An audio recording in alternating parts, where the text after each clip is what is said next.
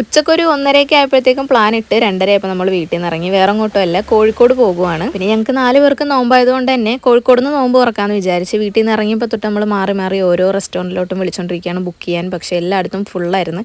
അങ്ങനെ ബീച്ചിലെത്തി. ബീച്ചിന് നേരെ ഓപ്പോസിറ്റുള്ള ഒരു കോപ്പർ കിച്ചൺ എന്ന് പറഞ്ഞിട്ടുള്ള റെസ്റ്റോറൻറ്റിൽ കയറി നമ്മൾ എങ്ങനെയൊക്കെയോ 4 പേർക്കുള്ള സീറ്റ് ഒപ്പിച്ച്. ബുക്കിംഗ് ഫുള്ളായിരുന്നു. പിന്നെ നമ്മൾ പറഞ്ഞ് സെറ്റാക്കി 4 പേർക്കുള്ള സീറ്റ് കിട്ടി. അങ്ങനെ പിന്നെ ബീച്ചിലേക്ക് പോയിട്ട് ഈ ഒരു ബബിൾസ് വാങ്ങിച്ചിട്ട് എനിക്ക് ഭയങ്കര എന്തോ ഒരു അട്രാക്ഷനാണ് ഇത് കാണുമ്പോൾ. ഞാനിത് വാങ്ങാൻ നേരം എന്നെ കളിയാക്കിയവർ വരെ എൻ്റെ അടുത്ത് നിന്ന് അത് വാങ്ങിച്ചിട്ട് ഊതി പറപ്പിക്കുന്നുണ്ടായിരുന്നു. അങ്ങനെ ബാങ്ക് കൊടുക്കാൻ നേരെ ആയപ്പോഴത്തേക്ക് നമ്മൾ റെസ്റ്റോറൻറ്റിലേക്ക് പോയി. നേരെ ഓപ്പോസിറ്റ് തന്നെയാണ് കേട്ടോ, ബീച്ചിൻ്റെ തൊട്ടടുത്ത് തന്നെയാണ്.